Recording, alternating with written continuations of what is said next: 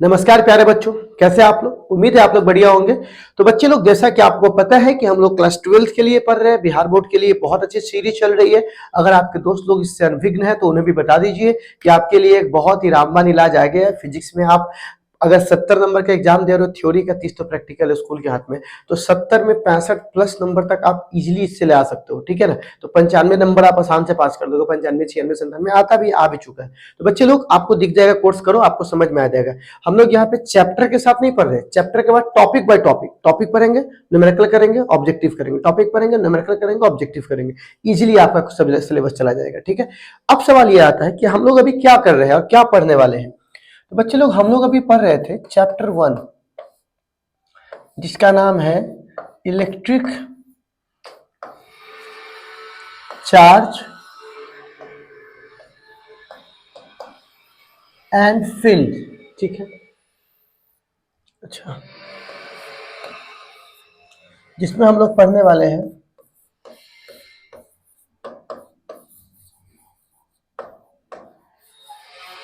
Electric charge के बारे में। ओके, और दूसरा में बात करने वाले हैं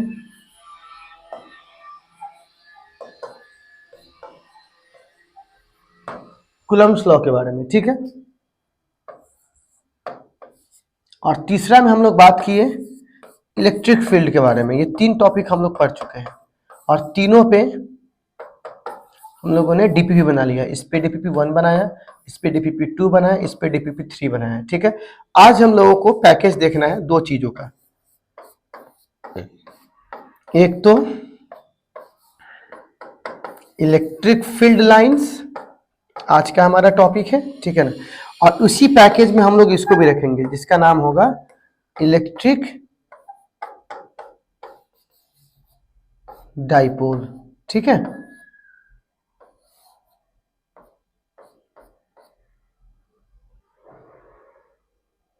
और इस दोनों को मिलाकर हम लोग एक डीपीपी बनाएंगे, जिसको डीपीपी 4 बोलेंगे। ठीक है? तो चलिए बच्चे लोग, बिना देरी किए हुए आज का टॉपिक स्टार्ट करते हैं, जिसका नाम है इलेक्ट्रिक फील्ड लाइंस। ओके, तो चलिए आज हम लोग चर्चा करते हैं आज का टॉपिक नंबर 4 पे, जिसको हम लोग कहते हैं बुआ इलेक्ट्रिक फील्ड लाइंस। ओके,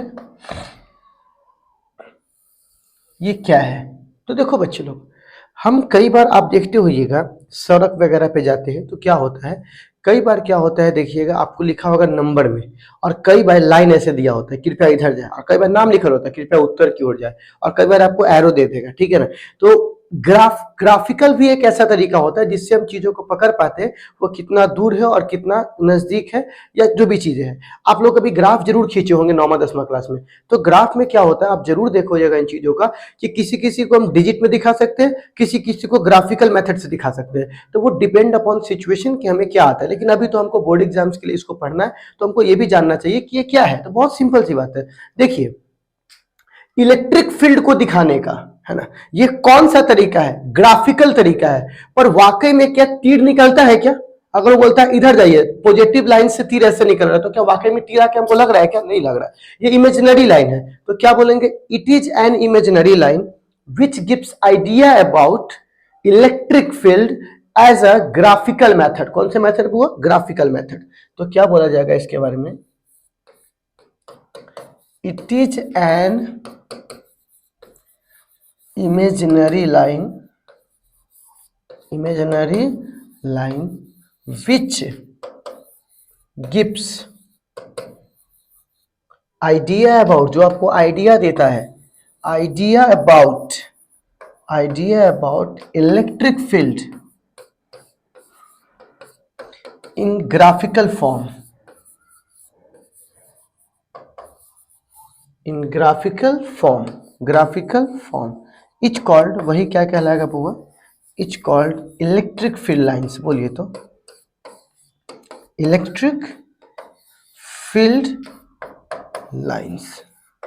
ठीक है?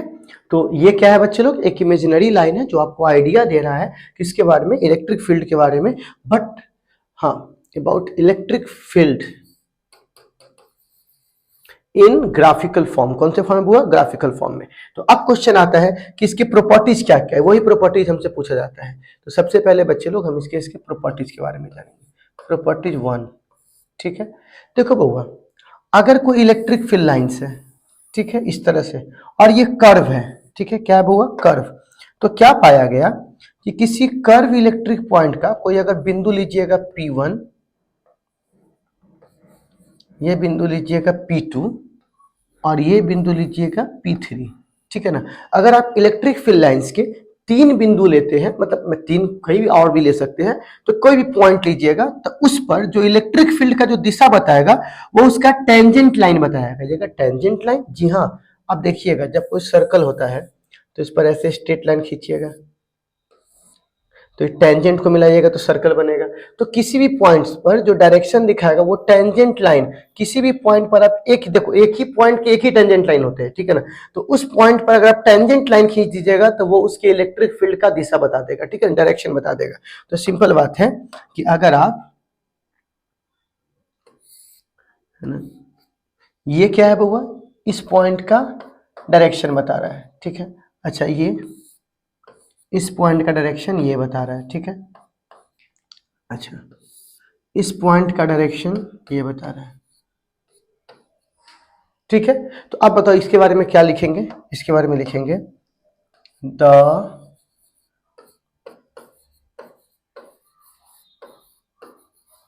Tangent line, the tangent line on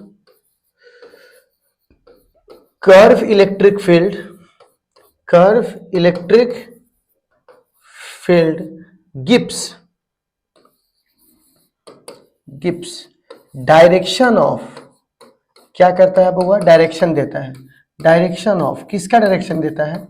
direction of electric field, direction of electric field at that point, उस पॉइंट का, एट दैट पॉइंट, ठीक है, उस पॉइंट का वो क्या देता है बउआ? इलेक्ट्रिक फील्ड का डायरेक्शन देता है, ठीक है। चलिए अब आते हैं अगला पॉइंट में, पॉइंट 2। हाँ, पॉइंट टू कहता है किसी पॉजिटिव चार्ज के द्वारा, किसके द्वारा बउआ? पॉजिटिव चार्ज के द्वारा जो इलेक्ट्रिक फील्ड लाइंस निकलता है, रियल में तो निकल नहीं रहा है बल्कि ये इमेजिनरी की दुनिया है। तो जो इलेक्ट्रिक फील्ड लाइंस निकलता है, देखो वो रेडियस है ना, ये रेडियस है, देखो ऐसे नहीं निकल रहा है, ऐसे नहीं कि यहां से लेकर के और ऐसे हो गया, नहीं, यहां से ऐसे नहीं होगा, यहीं से होगा। तो अब क्या हो रहा है, देखो यहां से, सॉरी,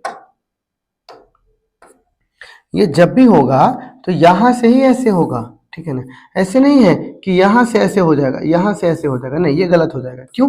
क्योंकि देखो रेडियस के लॉन्ग, तो रेडियस ऐसे है, रेडियस ऐसे है, यहां कौन सा रेडियस होगा? ऐसे आकर, और ऐसे कोई रेडियस बनने वाला है? नहीं बनने वाला, टेढ़ा हो गया। तो जब भी निकलेगा ना बुआ, वो रेडियस के लॉन्ग ही निकलेगा। कैसे निकलेगा बुआ? रेडियस के लॉन्ग। तो देखो रेडियस के लॉन्ग, देखो रेडियस के लॉन्ग, देखो रेडियस के लॉन्ग, देखो रेडियस के लॉन्ग, ठीक है ना। तो हम यहाँ पर क्या बोलेंगे? सिंपल बात कि जब भी कोई लाइन निकलेगा तो रेडियस के लॉन्ग ही निकलेगा। तो यहाँ पे इसको बोलते हैं कि electric field lines, electric field lines due to positive charge, due to point positive charge, point positive charge कैसा होगा? Radially outward. इसको क्या बोलेंगे बउआ? रेडियली, रेडियस के लॉन्ग। अभी मैंने बताया कि टेढ़ा नहीं हो सकता है, रेडियली आउटवर्ड, बाहर की ओर, ठीक है ना, ये बाहर की ओर निकलेगा। और अगर यहां पे मैं पॉइंट बोलूं, पॉइंट 3, तो ये क्या होगा? Electric field lines, electric field lines, ठीक है, क्या बोलूंगा? Due to point negative charge, point negative charge is, तो नेगेटिव में क्या होगा? जो लाइन बाहर जा रहा था अब वो लाइन अंदर आएगा, लेकिन वो भी रेडियली ही आएगा, ऐसा नहीं कि रेडियस से मुड़ जाएगा।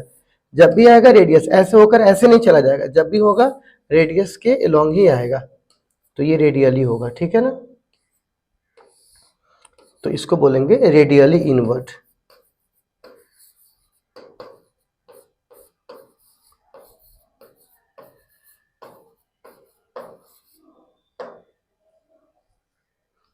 तीसरा।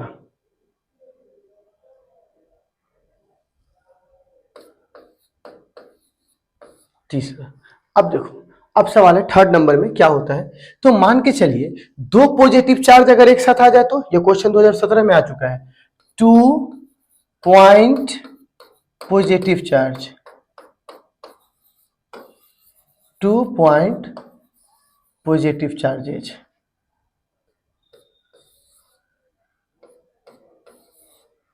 तो देखो ये सीधा जाएगा,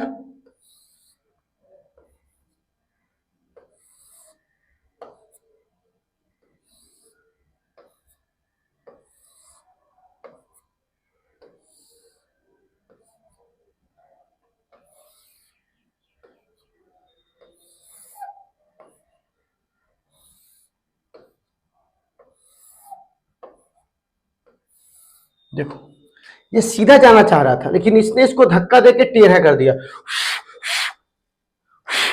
अब सोचो कोई इधर से फूकेगा, धक्का देगा, तो ये ऐसे नहीं मुड़ जाएगा, है ना, ये भी ऐसे नहीं मुड़ जाएगा। तो ये किसके द्वारा हुआ? 2 पॉइंट पॉजिटिव चार्ज के द्वारा। अगर मुझसे कहा जाएगा अगला, अच्छा यहाँ पे गलती हो गया पॉइंट में ना, पॉइंट पॉइंट नंबर क्या होना चाहिए, पॉइंट नंबर होना चाहिए ये 2 3, तो यहाँ पे 4 5 ना होना चाहिए, ठीक है ना। ठीक है, पॉइंट में थोड़ा सा गड़बड़ा गया, तो यहाँ पे 0.4 होना चाहिए, यहाँ पे 0.5 होना चाहिए। तो अब कह रहा है 2 नेगेटिव चार्ज के द्वारा, 2 पॉइंट नेगेटिव चार्जेस।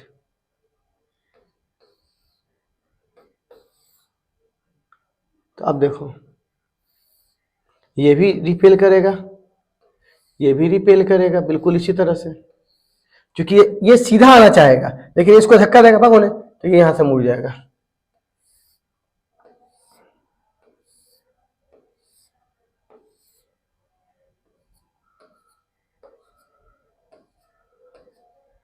ले लीजिए, ठीक है। तो ये किसके द्वारा है बउआ? नेगेटिव चार्जेस के द्वारा, ठीक है। तो इसको हम लोग क्या बोलेंगे बउआ?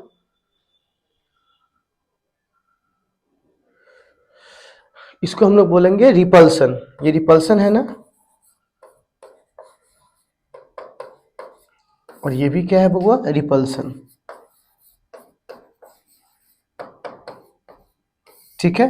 अब देखो दो पॉजिटिव पॉइंट चार, दोनों नेगेटिव थे, दोनों पॉजिटिव थे। अब हम क्या कर रहे हैं, एक पॉजिटिव एक नेगेटिव, तो ये हो जाएगा छठा, ठीक है। तो क्या बोलेंगे? 1 पॉजिटिव नेगेटिव, ठीक है ना। इसको हम लोग इलेक्ट्रिक डाइपोल भी बोलेंगे। आप कहिएगा ये क्या चीज है, आगे पढ़ाने वाला हूं, टेंशन मत लो,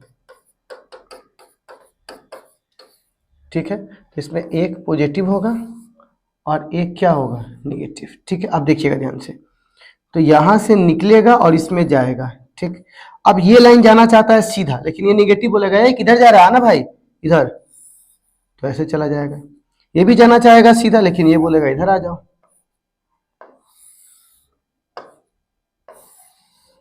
ले लीजिए, ठीक है। इस तरह से कई लाइन्स यहाँ से निकलेंगे, वो डिपेंड करता है इसके स्ट्रेंथ पर, ठीक है। यहाँ से भी कई लाइन आएंगे अंदर, ठीक है, ठीक है। तो ये हमारा क्या बन जाएगा बउआ? अट्रैक्शन वाला केस, यानी डाइपोल वाला,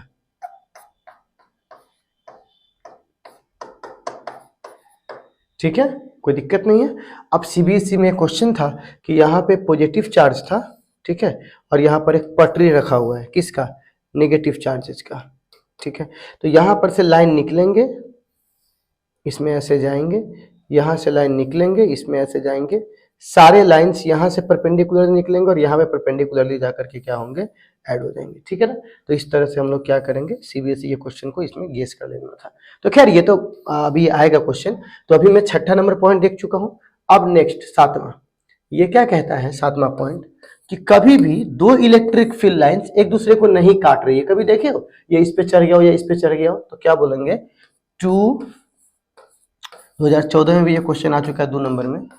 2 electric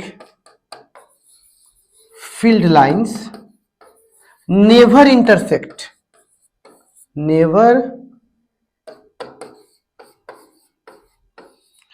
intersect to each other, never intersect to each other। दो electric field lines never intersect to each other, ठीक है ना। अब इसका कारण जान लीजिए, वाई, क्यों होता है ये। तो कारण देखिए, मान के चलिए कि अगर, ठीक है, दो इलेक्ट्रिक फील्ड लाइंस हैं,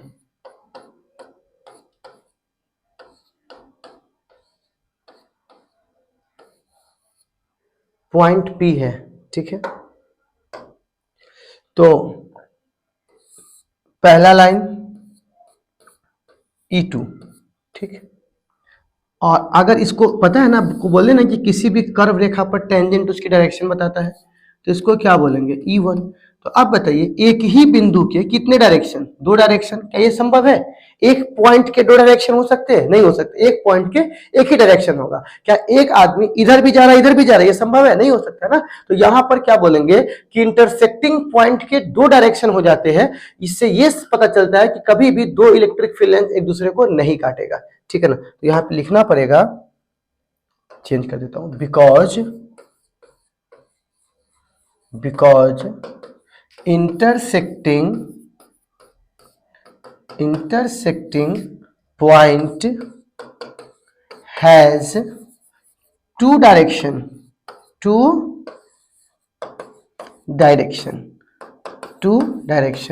which is not possible,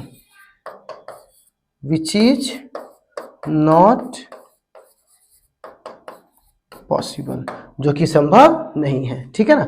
चलिए, तो 7वां हो गया। अब 8वां की बात करते हैं। 8वां पॉइंट क्या कहता है? 8वां पॉइंट कहता है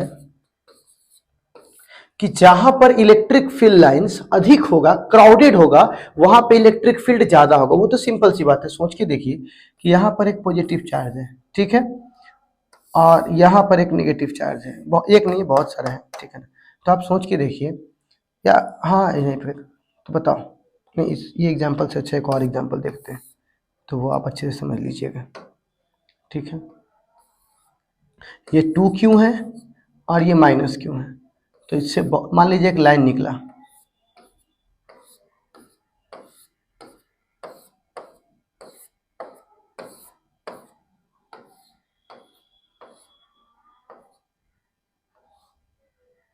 तो आप बताओ, यहां पर इलेक्ट्रिक फील्ड लाइंस कम है, तो यहां का इलेक्ट्रिक फील्ड क्या होगा, मान लीजिए E2, और यहां पे इलेक्ट्रिक फील्ड लाइंस ज्यादा है, तो यहाँ की इलेक्ट्रिक फील्ड क्या होगा, E1। तो कह सकते हैं E1 ज्यादा बड़ा होगा किससे, E2 का। तो जहां पे अधिक number of electric field lines होता है, क्राउडेड होता है, क्राउड मतलब भीड़, जहां पे भीड़ होता है, हम बोल सकते हैं कि वहां पर इलेक्ट्रिक फील्ड क्या है, ज्यादा है। तो क्या बोलेंगे, the crowded electric field lines so the crowded electric field lines show a strength of electric field, okay. चलिए 9वां देखिए। 9वां नंबर कहता है कि अगर मान के चलिए कोई सरफेस है, ठीक है, यहां देखिए, और इस पे पॉजिटिव चार्ज है, ठीक है, यहां पर पॉजिटिव चार्ज है, तो आप सोच के देखिए, यहां पर इस पॉजिटिव चार्ज से एक लाइन ऐसे सीधा निकला, ठीक। अब सपोज करो कि ये पॉजिटिव चार्ज इधर होना चाहेगा, एक लाइन इधर फेंकना चाहेगा, तो ये वाला क्या बोलेगा, ए भाग ले यहां से, क्योंकि ये भी पॉजिटिव है ये भी पॉजिटिव है, इसको धक्का देगा कि तू नीचे जाओ, और ये भी इसको धक्का देगा। तो मजबूरी में क्या होगा, इसके पास कोई रास्ता ही नहीं है, क्योंकि इधर गया तो ये इसको धक्का देगा, इधर गया तो ये धक्का देगा। तो मजबूरी में अगर दोनों तरफ से धक्का पड़ रहा है तो इसके पास क्या रास्ता बचता है, सीधा जाने का। तो याद रखिएगा, electric field lines always perpendicular to the surface. यहां भी देख लीजिए, अगर पॉजिटिव चार्ज है, एक इलेक्ट्रिक फील्ड लाइन ऐसे जा रहा है, और अगर इलेक्ट्रिक फील्ड लाइन इधर मुड़ना चाहेगा तो ये वाला बोलेगा इधर किधर भागो ने, और तो क्या होगा कि जितना ये इसको धक्का दे रहा है उतना ये भी धक्का दे रहा है, तो मजबूरी में इसके पास दोनों तरफ से सेम बल पड़ेगा, तो कहां जाएगा, सीधे। तो बोला इसके पास इलेक्ट्रिक फील्ड लाइंस हमेशा परपेंडिकुलर होता है, तो बोल सकते हैं electric field lines always perpendicular to the surface. तो यहां पे बोल सकते हैं electric field lines always perpendicular to the surface। ठीक है, ये हो गया। अब नेक्स्ट 10वां। अब देखो, मान के चलो इलेक्ट्रिक फील्ड लाइन में सपोज करता हूं इस पे प्लस चार्ज है, ठीक है, और इस पे माइनस चार्ज है, ठीक। यहां से लाइन गई, यहां खत्म हो गई, ठीक। यहां से लाइन गई, यहां खत्म हो गई, ठीक। आपको पता है कि अंदर जो है कोई इलेक्ट्रिक चार्ज नहीं होता, सारा चार्ज सरफेस पे रहता है। तो अंदर क्या ये लाइन और अंदर जा पाएगा? नहीं जा पाएगा, ये लाइन अंदर नहीं जा पाएगा। क्यों नहीं जा पाएगा? क्योंकि चार्ज तो सरफेस पे होता है। आप सपोज कीजिए कोई आदमी घर के बाहर ही है, ठीक है ना, एक आदमी घर के बाहर है, एक आदमी घर के उस तरफ है, तो तुम किसी आदमी को कोई सामान देना होगा तो भैया ले लीजिए, तो क्या आप उसके घर में जा पाए? नहीं जा पाए, क्योंकि वो आदमी तो बाहर बैठा हुआ है। तो सिंपल सी बात है, ये चार्ज कहां बैठा हुआ है? सरफेस पर। मैंने पढ़ाया था प्रॉपर्टी में, charge always reside on the surface. तो चार्ज जब बाहर बैठा हुआ है तो तुम इसको लेकर आओगे, ये तो ये क्या बोलेगा? हमें दे दे। नहीं, हमको अंदर जाना। अंदर नहीं जाना भाई, हम बाहर है, तुमको हमसे क्या मतलब? बाहर तो है, अंदर क्यों करोगे? क्या करोगे जाकर अंदर मेरे घर में? तो ये क्या करता है, इसको यही रोक लेता है। अब रोकने के बाद ऐसा हालात में क्या होता है, देखो अंदर भी इलेक्ट्रिक फील्ड नहीं मिल पाया, यहां भी नहीं मिल पाया, तो क्या ये क्लोज लूप बना पाया? क्लोज लूप का मतलब होता है पूरा बंद हो जाना, तो ऐसा तो नहीं हो पाया, क्योंकि सरफेस से चालू हुआ, सरफेस पे ही खत्म हो गया, अंदर तो गया ही नहीं। तो इलेक्ट्रिक फील्ड लाइंस कभी भी क्लोज लूप नहीं बनाता है, ठीक है। तो क्या बोलेंगे, electric field lines never form close loop, ठीक है। इलेक्ट्रिक फील्ड लाइंस कभी भी क्लोज लूप नहीं बनाता। ओके, 10 पॉइंट्स हो गए। 11वां देखिए, अब हम बात कर रहे हैं यूनिफॉर्म इलेक्ट्रिक फील्ड्स की। यूनिफॉर्म इलेक्ट्रिक फील्ड, तो देखो बुआ, चूंकि इलेक्ट्रिक फील्ड एक वेक्टर क्वांटिटी है, तो अगर यूनिफॉर्म कह रहा है तो दो चीजें होनी चाहिए। पहली चीज, ठीक है ना, मैग्नीट्यूड, क्योंकि कोई भी चीज दो चीज से मिलकर बनता है, मैग्नीट्यूड प्लस डायरेक्शन, ये दोनों कांस्टेंट होने चाहिए, एक जैसे होने चाहिए। अगर दोनों में से कोई एक भी बदल गया तो वो यूनिफॉर्म की बजाय क्या हो जाएगा? Non uniform. तो सपोज कीजिए ये जो है,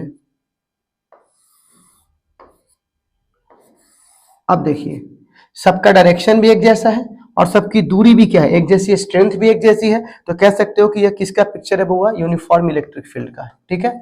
अब बारी आता है कि सर अगर नॉन यूनिफॉर्म होगा तो 12 में नॉन यूनिफॉर्म,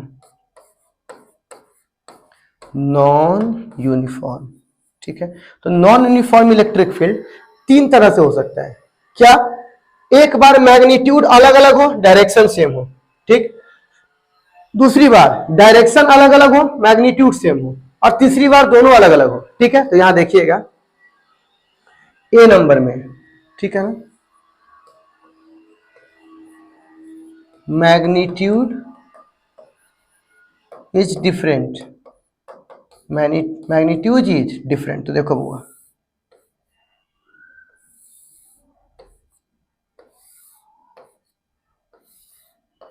अब बताइए इसमें क्या है? डायरेक्शन सेम है, लेकिन देखिए इसका पास है, इसका दूर है, तो ये नॉन यूनिफॉर्म हुआ। बी नंबर में देखिए डायरेक्शन डिफरेंट,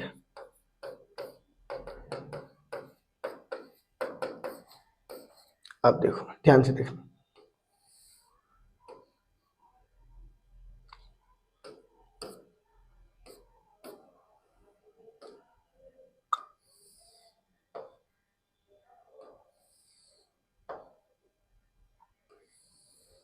देखो मैग्नीट्यूड सेम है, लेकिन डायरेक्शन हर समय क्या हुआ? डिफरेंट डिफरेंट है। डायरेक्शन क्या हुआ इसका? डिफरेंट डिफरेंट है, ठीक है। तो यहां पर ये हो जाएगा। तीसरा देखिए सी में,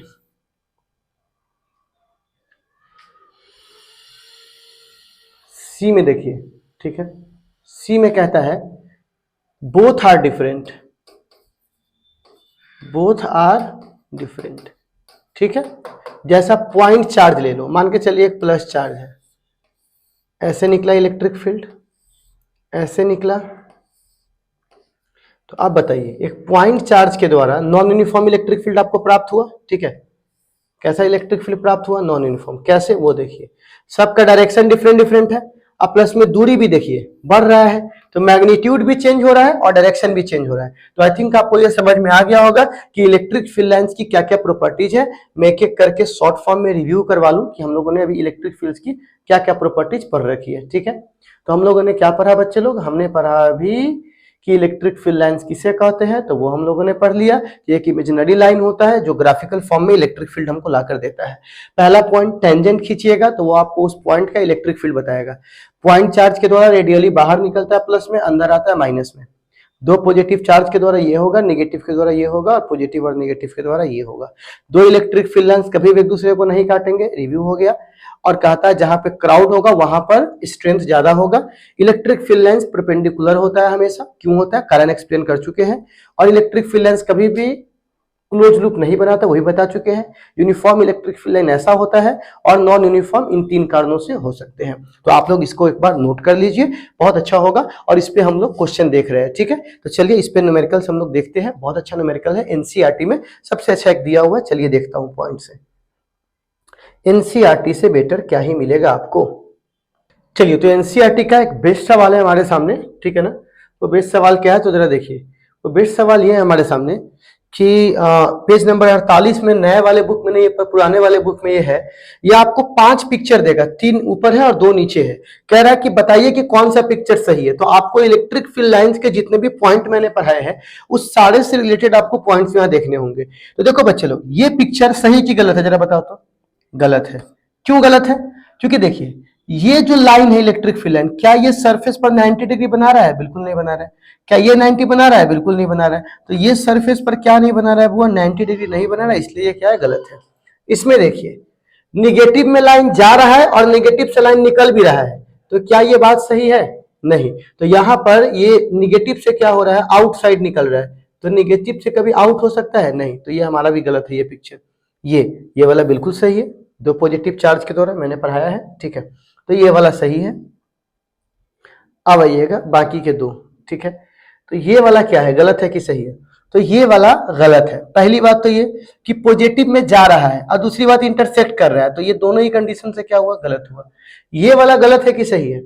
ये वाला सब कुछ ठीक है, यहाँ पे क्लोज लूप बना दिया। क्या इलेक्ट्रिक फील्ड लाइन कभी क्लोज लूप बनाता है? नहीं। तो 5 में से हमारा केवल कौन सा पिक्चर सही था? सी नंबर सही था। बाकी सबके सब क्या थे बच्चे लोग? गलत थे। तो ये हमारे पास क्या हुआ बच्चे लोग? ये हमारे पास क्या हुआ? ये क्वेश्चन आ गया, ठीक है ना। इस क्वेश्चन के बाद अब हमारे पास बारी है कि इलेक्ट्रिक फील्ड लाइन से संबंधित क्या बोर्ड एग्जाम्स में कैसे कैसे क्वेश्चन आते। तो चलिए उसको भी हम लोग बोर्ड एग्जाम्स के पर्सपेक्टिव से देख लेते हैं, ठीक है। तो चलिए स्टार्ट करते हैं दूसरा पॉइंट।